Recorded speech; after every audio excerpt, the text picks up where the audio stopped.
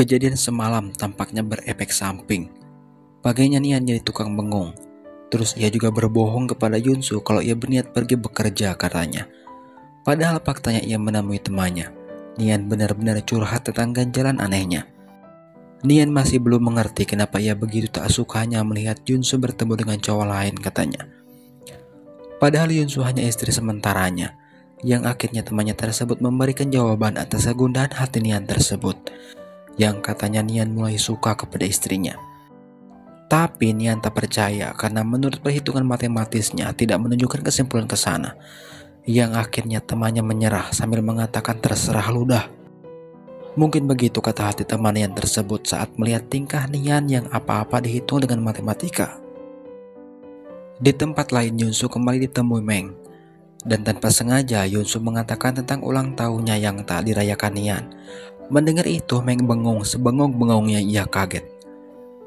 Tapi setelahnya Meng memberitahukan kepada Yunsu tentang suaminya yang cerdas tersebut. Nyatanya cupu soal cinta. Yang akhirnya Meng menemui Nian dan memasangkan alat mendeteksi detak jantung. Yunsu kembali ke rumahnya. Senyumannya mendadak merekah saat melihat sebuah benda yang berada di kulkas rumahnya. Dan benda itu adalah kue ulang tahun buat Yunsu yang tak jadi Nian berikan semalam. Berkat itu Yunsu jadi semangat dan berniat menyambut suaminya sepulangnya nanti. Tak lama Nian datang, ia dikagetkan dengan sambutan istrinya yang super berbeda. Sampai akhirnya ia sadar ketika melihat di meja makan ada hadiah yang belum sempat Nian berikan. Yunsu meminta maaf terkait kemarin malam. Dan ia menjelaskan soal insiden dompetnya yang dikembalikan Meng. Yang anehnya setelah mendengar penjelasan tersebut membuat ekspresi Nian terlihat lega. Dan momen tersebut semakin romantis saat rumah mewah mereka tiba-tiba saja mati lampu. Dan di saat Yunsu sibuk mencari lilin, ia dikagetkan dengan Nian yang sudah berada di meja makan, sambil membawa kue ulang tahun plus dengan lilin di atasnya yang sudah menyala. Tak cuma itu, Nian juga memberikan hadiahnya yang tak sempat ia berikan. Dan momen itu mungkin menjadi momen terbaik di hidup Yunsu, yang tak henti-hentinya tersenyum saat itu. Setelah kembali dekat dengan Yunsu, Nian benar-benar menjadi pria konyol, terutama saat ia melihat Yunsu berhubungan dengan pria lain. Contohnya saja saat Yunsu dihubungi Meng, ia tak henti-hentinya nguping, dan yang paling konyol lagi saat di mana Nian jadi detektif dadakan, yang terus-menerus memantau istrinya dari kejauhan. Dan setelah ia menemukan bukti kalau Yunsu sedang jalan berdua dengan Meng, disitulah Nian muncul, dan kembali meminta Meng jauh-jauh dari Yunsu. Merasa kalau dirinya aneh, Yunsu kembali menemui temannya. Ia kembali curhat tentang betapa anehnya ia ketika melihat Yunsu dekat dengan pria lain. Dan temannya memberikan sebuah solusi aneh kepada Nian, yang setelahnya Nian berniat membuktikan solusi aneh tersebut. Rencananya Nian akan melakukan aksinya itu saat Nian dan Yunsu berada di pantai. Nian mencoba nyosor. Berhubung Nian salah ancang-ancang, bukannya nyosor yang diinginkan, malah kepala keduanya yang berbenturan. Tapi setelahnya keduanya benar-benar menikmati kebersamaannya. Keesokan harinya Yunsu diberikan sebuah analisis detak jantung yang Meng pasang di lengan Nian. Dan analisis tersebut menunjukkan detak jantung Nian naik saat bersama Yunsu. Yang artinya ketika bersama Yunsu ada getaran-getaran aneh yang dirasakan Nian. Dan Yunsu tahu getaran tersebut penyebabnya apa. Dan itu membuat Yunsu senangnya bukan main. Bukan hanya Yunsu, Meng juga memberikan hasil analisis tersebut kepada Nian, yang langsung membuatnya kaget. Nian langsung menemui Yunsu di kantornya, tapi sesampainya di sana Nian menyadari bahwa Yunsu tidak di sana. Yang akhirnya ia menemui bos Yunsu. Dan Meng pun mengaku tak tahu. Sampai akhirnya keduanya kaget saat melihat CCTV yang menampilkan Yunsu sedang dibawa sepupunya. Awalnya Meng berniat lapor polisi, tapi dicegah Nian. Di tengah kebingungan mereka, Meng melihat dan menyadari dua orang yang membawa Yunsu tersebut. Dan ia mengenal siapa bosnya, dan memutuskan untuk ke sana. Sedangkan Yunsu dibawa sepupunya ke hadapan seseorang yang bernama Katu. Di sana terungkap fakta kalau sepupunya Yunsu terlilit sebuah hutang, yang berakhir sepupunya tersebut babak belur. Untungnya Nian datang tepat waktu, dan keduanya berdebat dengan Kak Atu.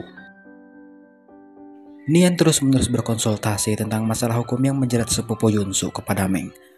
Tapi hasilnya nihil, kontrak yang ditandatangani sepupunya Yungsu sah dan tak ada kelemahan.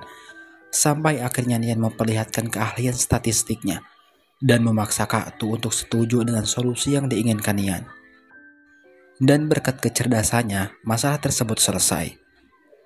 Tapi setelahnya Nian marah kepada Yunsu karena sok-sokan kesana sendiri tanpa memberitahunya terlebih dahulu. Untungnya ada Meng yang menenangkan Nian. Sesampainya di rumah, Yunsu dan Nian semakin dekat, dan yang pastinya dengan situasi yang sangat kikuk, karena keduanya tahu perasaan masing-masing sekarang. Walaupun begitu, keduanya tak saling terbuka, tapi Nian mengekspresikannya dengan memberikan Yunsu sebuah momen yang tak bisa Yunsu lupakan. Saking berkesannya sampai Yunsu tak bisa tidur. Dan keduanya semakin lengket dari hari ke harinya. Bahkan untuk kali ini, Nian dan Yunsu sepakat untuk menghilangkan klausul di kontrak pernikahannya yang bertolak belakang dengan perasaan keduanya. Dan setelah sepakat dengan hal tersebut, Nian semakin berani. Ia dengan malu-malu meminta Yunsu untuk tidak lagi pisah ranjang. Yang dijawab Yunsu dengan sebuah anggukan tanda setuju sambil malu-malu. Akibat dari situasi kikuk tersebut, lagi-lagi keduanya hanya bisa membisu di ruangan yang sama. Sampai akhirnya Nian kembali memberanikan diri dengan mencoba mencairkan suasana. Tapi setelah melakukannya hanya Nian seorang yang merasa nyaman. Itu dibuktikan ia langsung pulas meninggalkan Yunsu yang masih melek. Yunsu malah semakin gelisah dengan pelakuan suaminya tersebut. Sampai-sampai ia tak bisa tidur dan melek sampai pagi. Paginya Yunsu tak henti-hentinya tersenyum mengingat momen itu. Dan senyumannya semakin lebar saat Nian tiba-tiba saja menghubunginya dan mengajak Yunsu nonton. Seperti biasa, walaupun keduanya kencan, tak ada perlakuan khusus dari Nian untuk Yunsu. Dan jangan berharap kalau di sana ada momen Yunsu digandeng. Itu tidak mungkin Nian lakukan. Dan akibat dari kencan keduanya yang aneh tersebut membuat keduanya malah jadi semakin aneh.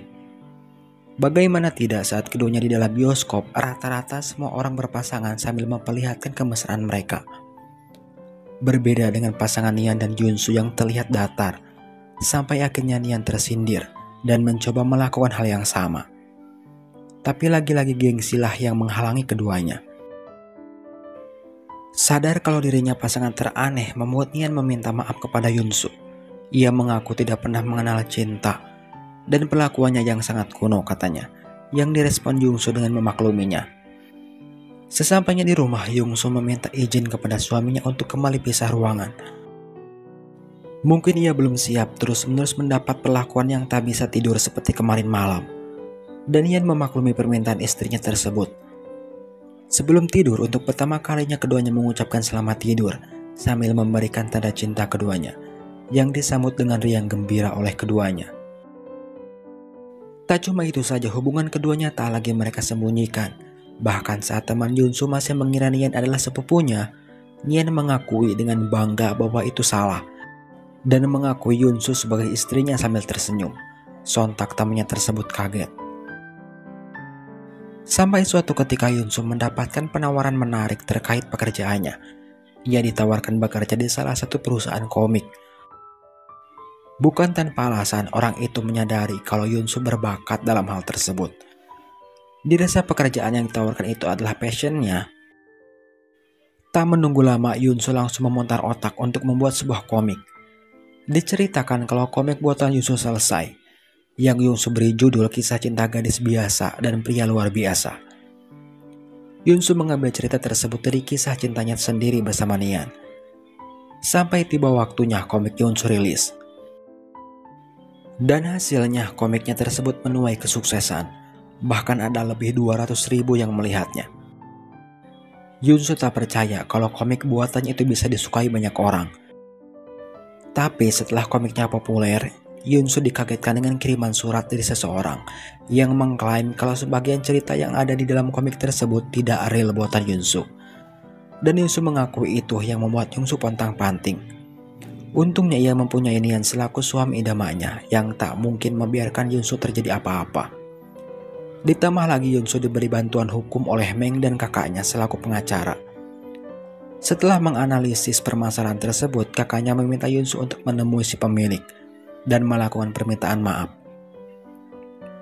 Setelah memutuskan menemui orang itu, Yunsu dikagetkan si pemilik cerita tersebut, yang nyatanya orang yang Yunsu kenal, yang bernama Lin. Saat itu juga Yunsu langsung memohon-mohon untuk dimaafkan. Dan pada kenyataannya bukan Lin yang melaporkan Yunsu, melainkan perusahaannya.